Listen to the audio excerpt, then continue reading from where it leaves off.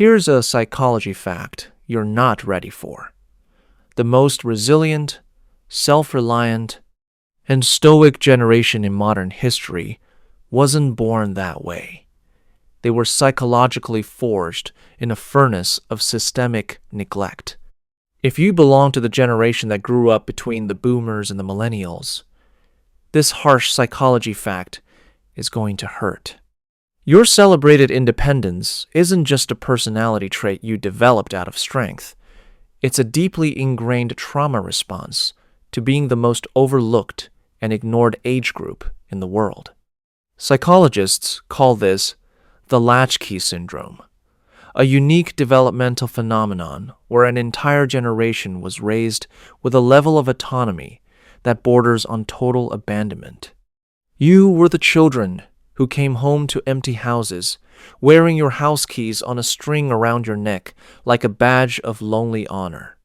You learned to cook your own meals, solve your own complex problems, and hide your own physical and emotional pain before you even hit puberty.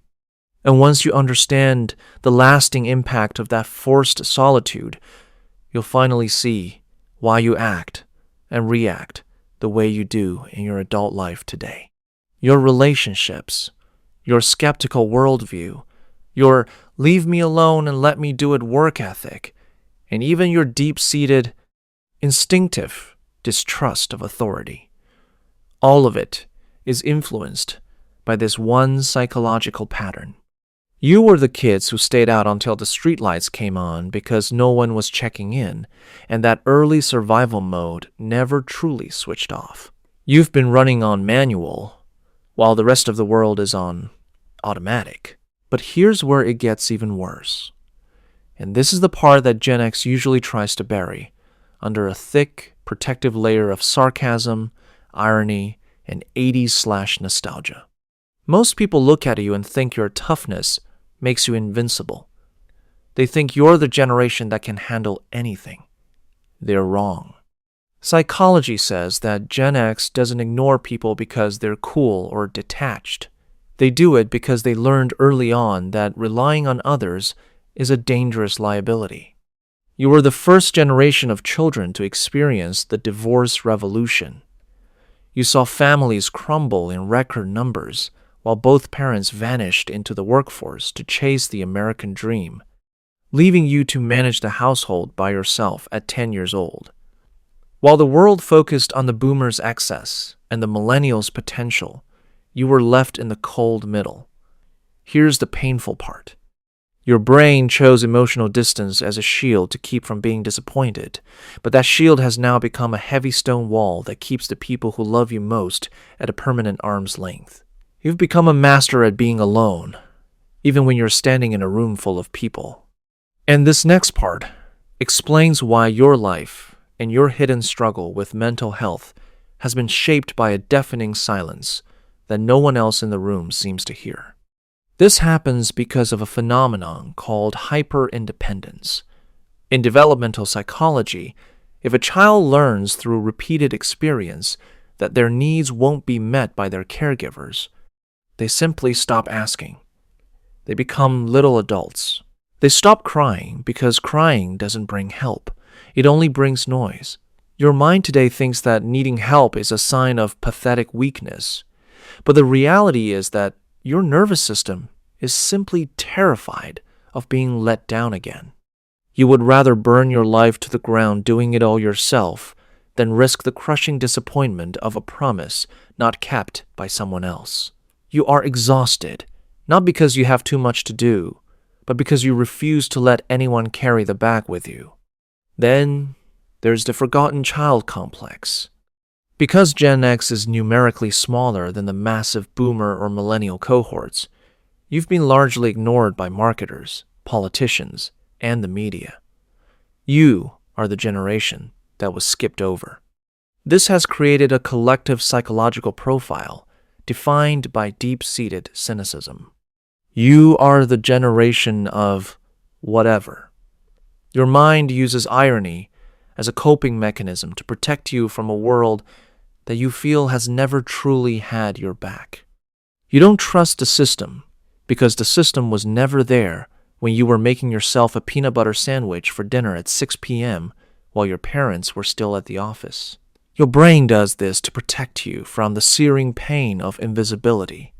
You've mastered the art of being low maintenance because you were taught very early that your problems were an inconvenience to the stressed-out, busy adults around you. You learn to shrink your needs to fit the small space available. But the reality is that low maintenance is often just a polite word for emotionally repressed. You aren't easygoing. You're just used to not being heard. If that hits you hard, good. It means you finally needed to hear it. It means that underneath that tough exterior and that cynical grin, there is a person who has been carrying the crushing weight of the world since 1975 without ever asking for a break. Here's the truth you've been avoiding. Your self-reliance is a superpower, but it has also become your prison. You aren't fine just because you can handle the pain. Handling it is all you've ever known, but that doesn't mean you weren't meant for more than just grim survival. You've spent your life being the fixer, the one who stays calm in a crisis because your childhood was a permanent crisis. But who fixes the fixer? If you want to break this cycle of isolation and finally find some peace, you have to start with the vulnerability audit. You've spent decades being the glue that holds the family, the marriage, and the office together while never once asking for a seat at the table for your own needs. Here's the mental trick that actually works to rewire that latchkey brain. Start practicing the small ask. Once a day, force yourself to ask someone for a tiny favor that you could easily do yourself. Ask someone to grab you a water, ask for help moving a piece of furniture, or ask for a second opinion on a minor email.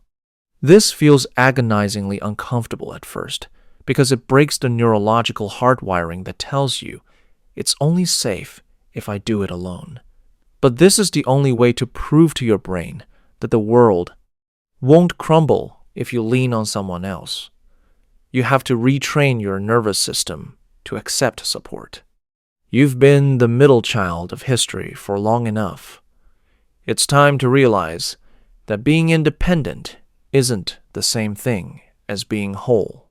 You don't have to be the 10-year-old with the key around his neck anymore. You're allowed to come inside, put the bag down, and let someone else hold the keys for a while. True strength isn't doing it alone.